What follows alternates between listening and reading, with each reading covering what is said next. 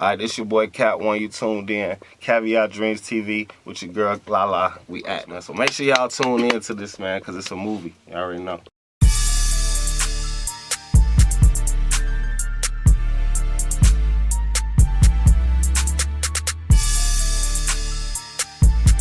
What you gonna do when the money come?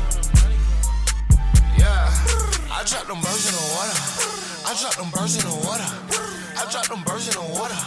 Hit it with ice and the soda. I drop them birds in the water. I drop them birds in the water.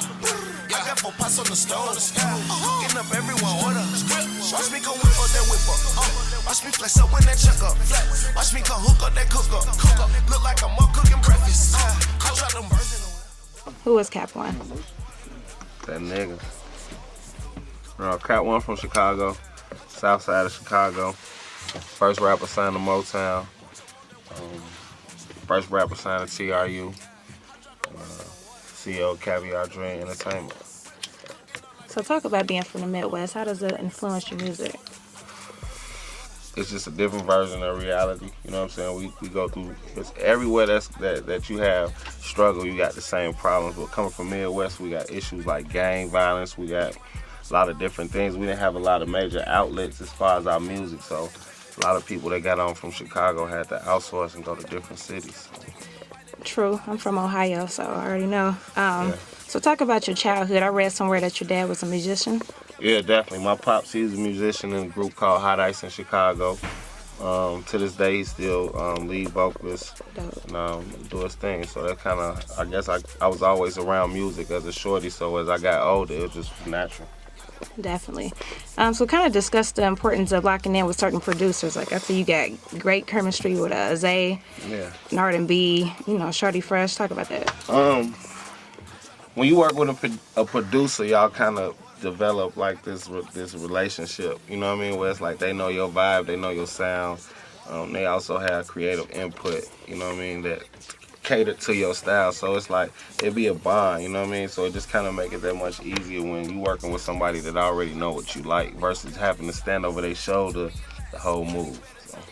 Definitely. So talk about being signed to Motown Records. Like that broke, records in history, definitely. Being the first rapper. So what did they offer you? I mean, since they never worked with rappers, how did they think that was going, I mean, overall, to me, coming from Chicago and being able to be the first rapper, it was just an opportunity that regardless of what they was going to offer financially, I was damn near with it. You know what I'm saying? Just for the platform.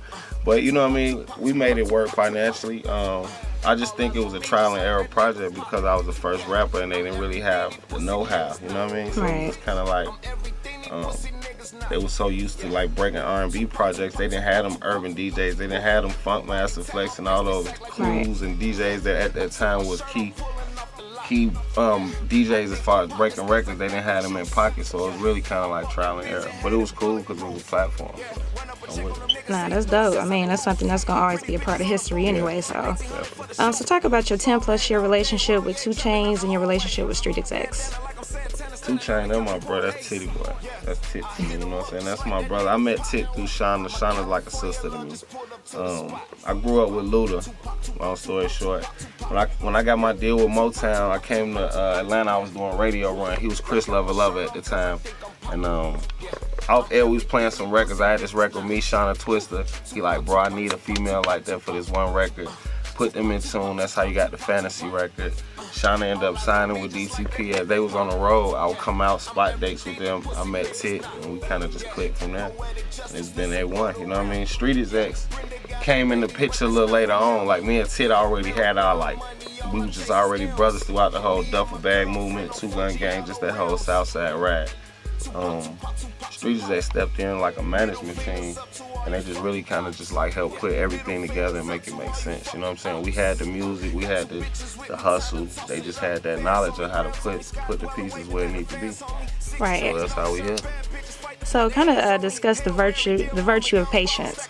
Like, was there ever times that you thought about giving up? Because now you on top, but you know what I mean? I mean, even now I feel like it's still room for growth, a lot of growth. Right. You know what I'm saying? It's just it's like we scratching the surface. Like you get to a level, then you gotta work that much harder to even maintain that level or go higher. So patience is definitely important, you know what I mean? Because it's like if you speedballer, you might miss your real window, you know what I mean? For something temporary versus long term. So patience is about long term, I feel like. Okay, cool. So talk about how many mixtapes you have and what songs would everybody know? Man, mixtapes. I got hella mixtapes out. I think it's important as an artist to feed the street, especially when you're trying to build a brand. So we got the Caviar Dream series. We're working on Caviar 3. That's probably about to drop like A3C weekend, like the 7th. I got an open bar series, which pretty much is freestyling over everybody beats, all the shit that's hot. We murdering niggas on their own shit. And some of my standout records like Bird Bath, Reckless, and 1,000 Pints produced by Beethoven. And that Bird Bath by Chill Go Hard, who's also under Street Execs. Definitely. So talk about Fatherhood. How's that? That's dope. Fatherhood give me substance, you know what I'm saying? From all the fast money, the bitches, the parties, you know what I mean? What it looked like, you know what I mean? Fatherhood give me that reality, like it's a purpose, it's another purpose for what we doing this for, you know what I mean? It keep me focused. And just to see them grow and like to see them take to music is just like a bond that we have even with the distance because my kid's in Chicago, so that's kind of dope to me, you know what I'm saying? Dope. So what's next for you? We got the Caviar Dream car service. We got the Caviar Dream alkaline water coming. We also got the Caviar Dreams label that we about to push. I got my cousin on there, Memphis Mo. My little cuz on there. So we just working, you know what I'm saying? We just gonna brand Caviar Dreams as a whole and make it a household name. However, we gotta get in the house. Whether it's the water, the concert, whether we picking you up, the music, like you gonna fuck with the camera. Where can they find you at on social media? Y'all follow me on that Instagram, Caviar Dreams. That's CAVIAR Dreams with a Z. Twitter, Richie Cap 1. We got the Periscope going. That's the same thing, Richie Cap 1. I talk to my bitch anyway, and she hang up and text me. I'm reckless. The Street Executives. The Golden Child. Yeah. Hey, look.